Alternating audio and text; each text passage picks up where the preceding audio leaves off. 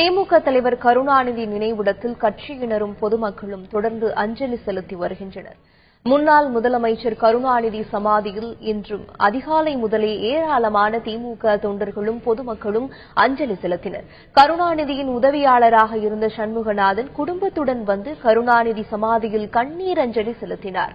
முன்னாள் அமைச்சர் வேலு, முன்னாள் டிஜிபி அலெக்சாண்டர், நடிகை ஜெயசித்ரா, நடிகர் மயில்சாமி, சட்டமன்ற உறுப்பினர்கள் சேகர் பாபு, கூக்க செல்வம் ஆகியோரும் கருணாநிதி சமாதியில் கண்ணீர் அஞ்சலி செலுத்தினர்.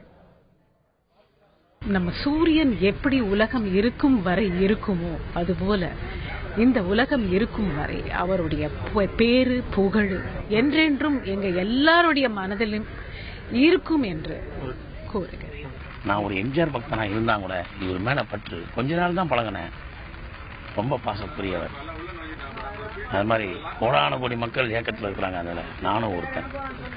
அதனால நம்மகிட்ட ரொம்ப நல்லா பழகிட்டாருங்கிற காரணம் மட்டும் இல்லை, எல்லாத்துக்கிட்டையும் நல்லா பழகிற ஒரு எண்ணத்துக்காக தான் தினந்தோறும் இரவெல்லாம் வந்து பார்க்க வர்றாங்க. அதனால் டெய்லி நான் காலையில் இங்கே வந்து பார்த்துட்டு போகிறது வழக்கமாக வச்சுக்கிட்டேன்.